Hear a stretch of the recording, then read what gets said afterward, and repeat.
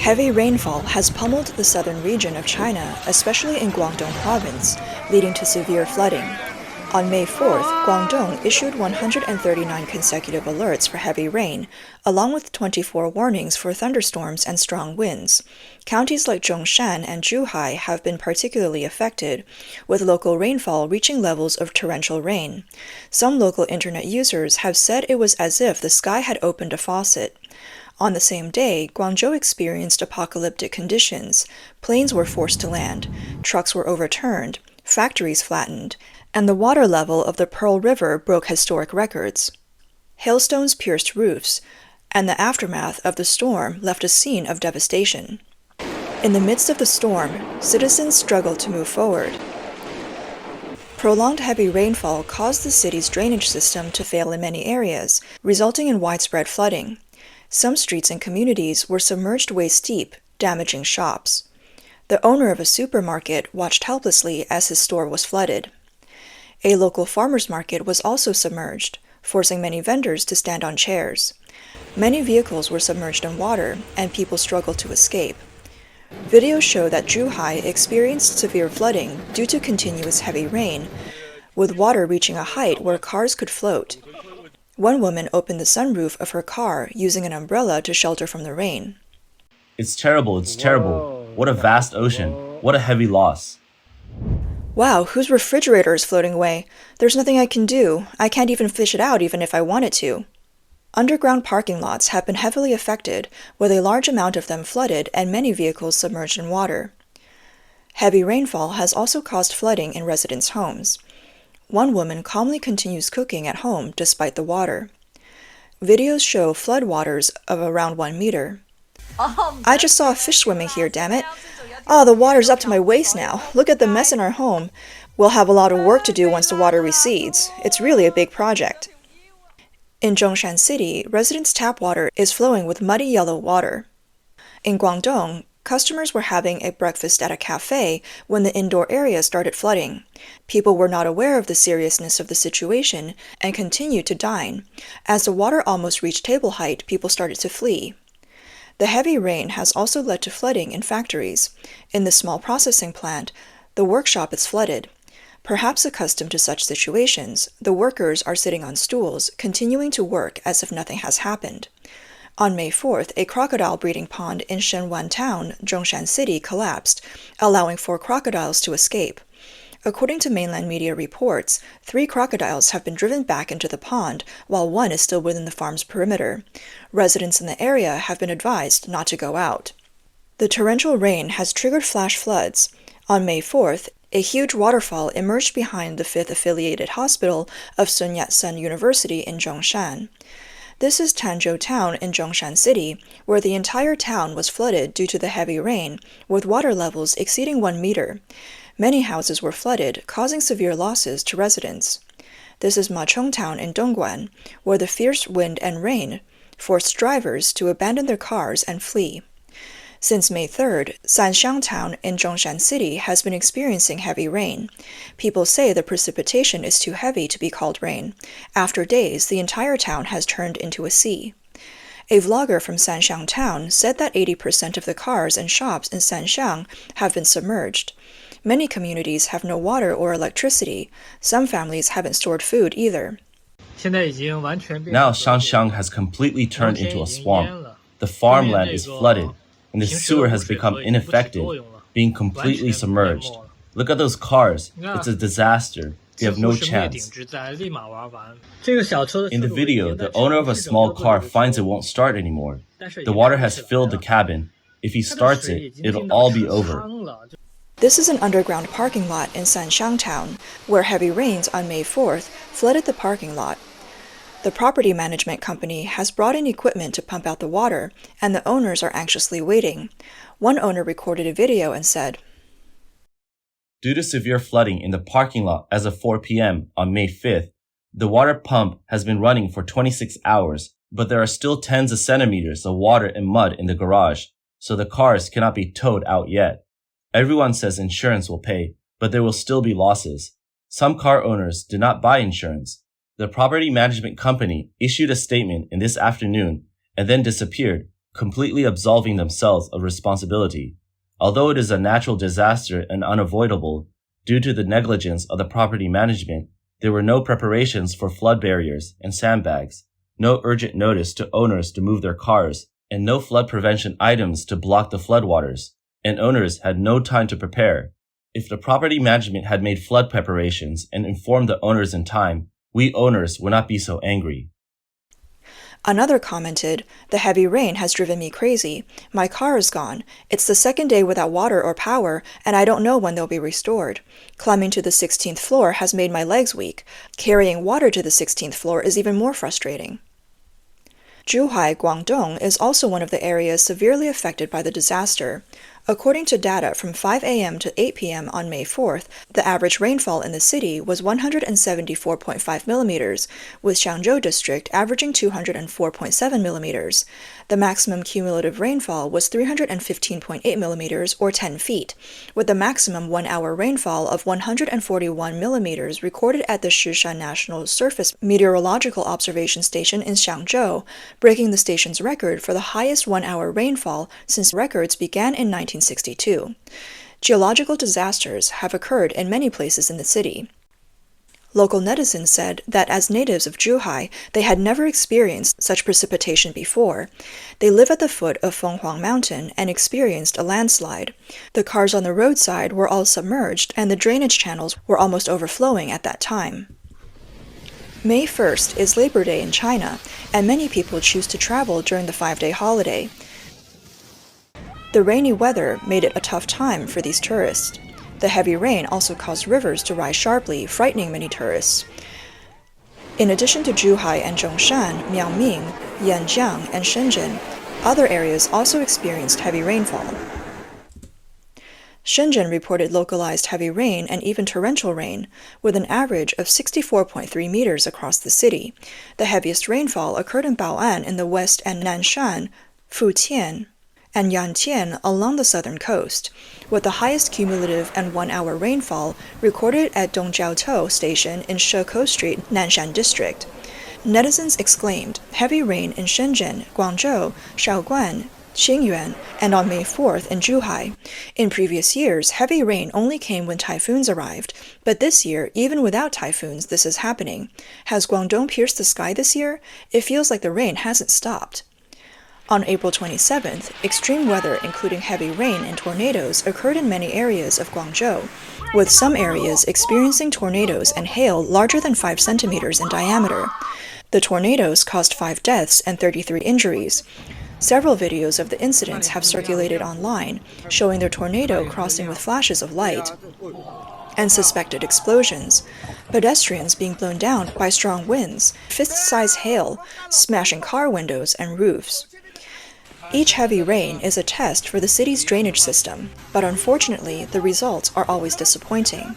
A netizen said, "For many years, every time it rains heavily, we see the ocean.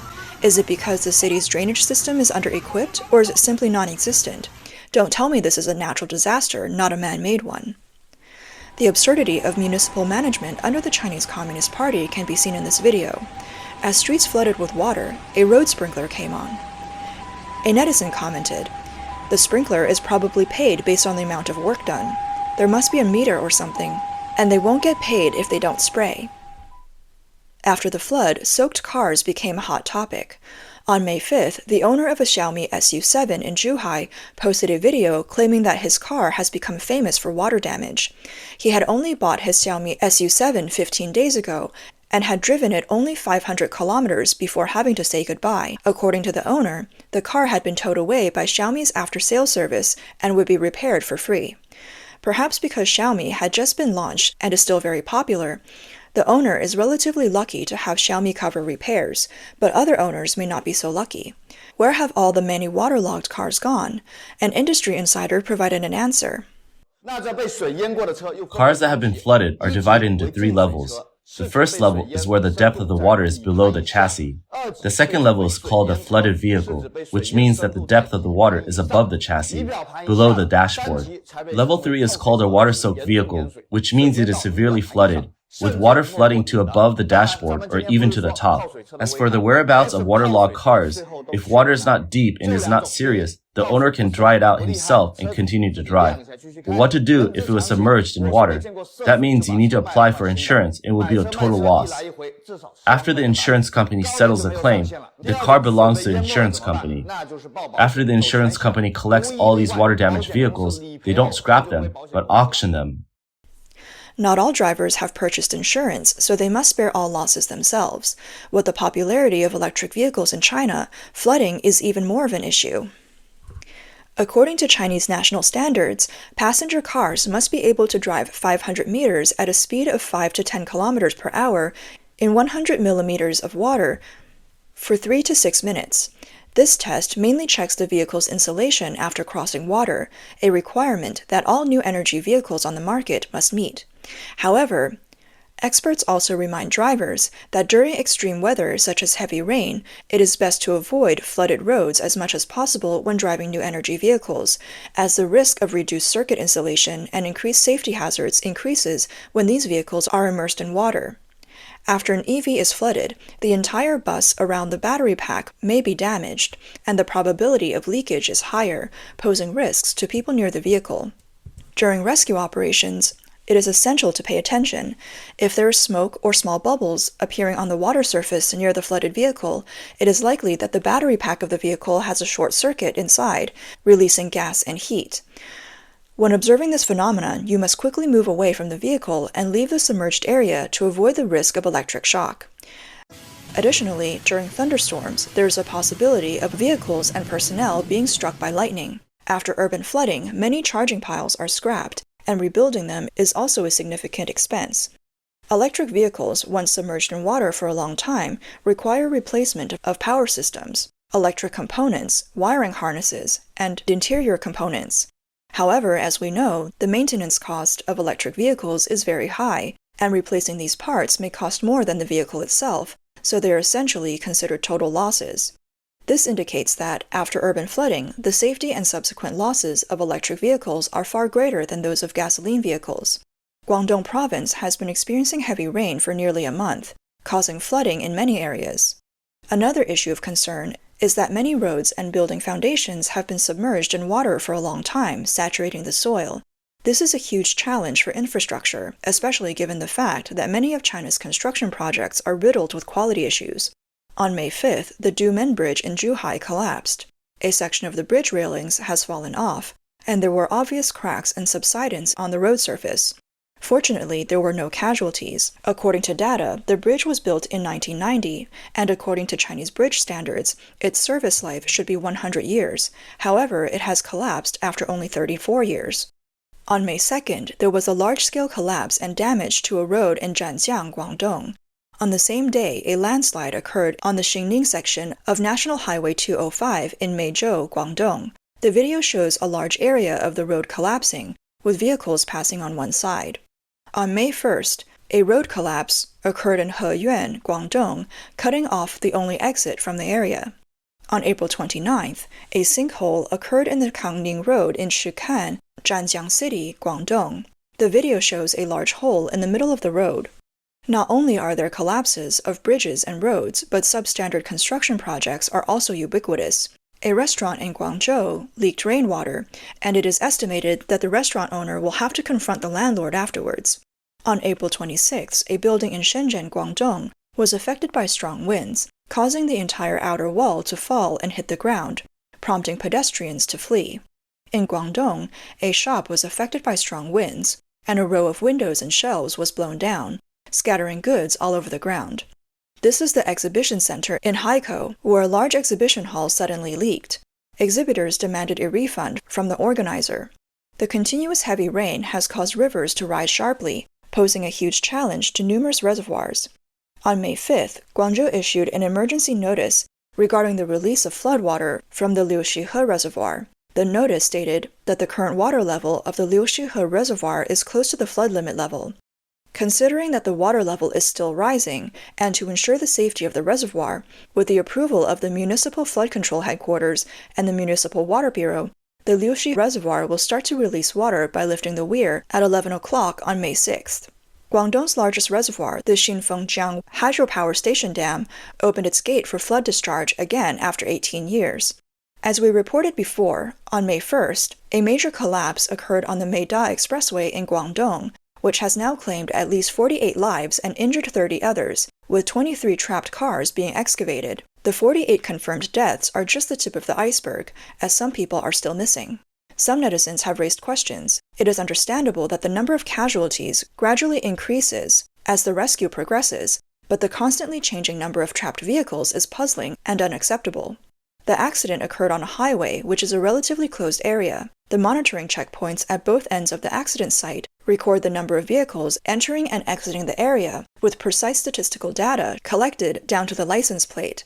In other words, the traffic management department should be able to easily obtain precise data on all missing vehicles that entered the area on the night of the 30th but did not exit until noon on May 1st, and verifying them by phone one by one. Additionally, every highway has numerous cameras at different angles, almost all of which have license plate recognition capabilities. Even during the May Day holiday, when highways were toll-free, every vehicle had to pass through toll stations and was recorded. With big data, it should not be difficult for the transportation department to extract vehicle data for rescue purposes. By comparing the number of excavated vehicles and the number of missing vehicles, if there is still one missing, it indicates that there are still vehicles trapped. Yet rescuers were still relying on excavators and pickaxes to visually assess the situation. When public safety is threatened, it is reasonable to demand that surveillance data be used. Therefore, there are sufficient reasons to suspect whether the relevant department is not aware or does not want to be aware of the number of vehicles that fell on the Meida Expressway. Furthermore, problems with the construction quality of this section of the expressway are being exposed. Industry Insider pointed out that the roadbed of the Meida Expressway was not filled and compacted according to engineering principles. The particle size ratio of the filling materials falls short of requirements. The slope projection and slope easing in the mountainous area are also seriously insufficient. It is worth mentioning that the Meida Expressway was built only 10 years ago and has experienced multiple collapses before, sparking criticism of substandard construction projects. Therefore, this apparent natural disaster is actually a man-made disaster.